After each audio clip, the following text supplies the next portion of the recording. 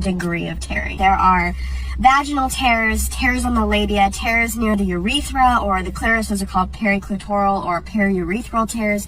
And then you have perineal tears. Those are the big ones, right? There are 4 degrees of perineal tearing. First degree affects the skin and tissue only. Second degree affects the muscles of the pelvic floor. Third degree affects the anal sphincter, the external anal sphincter, or the capsule that surrounds the anal sphincter. And then there's a 4th degree, which goes all the way through the external and internal anal sphincter. Now, I consider 1st and 2nd degree to be normal for childbirth. It's my tips for how to minimize or maybe even avoid tearing. Number 1, perineal massage. There's not a lot of evidence to say that this actually works, but there's not a lot of evidence on it in general.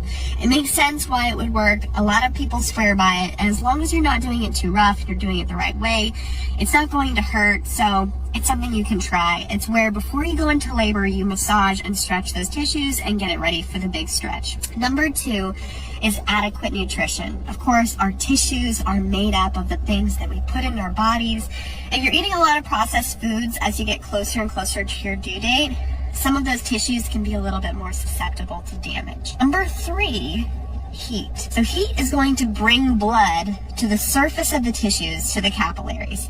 So if you put heat on the perineum by way of either maybe a water birth or warm compresses while you're pushing, it makes those tissues more elastic and less likely to tear. Now, my 4th and final tip, and this is the most important one of all that other stuff, probably isn't even that important if this one doesn't happen. You want your baby's head to be born slowly. And this is why it's so important and why I stress it on my page to find a provider that you truly trust and that has your best interests at heart, because your perineum is in their hands. It is their job to watch your baby's head emerge and to tell you to stop pushing.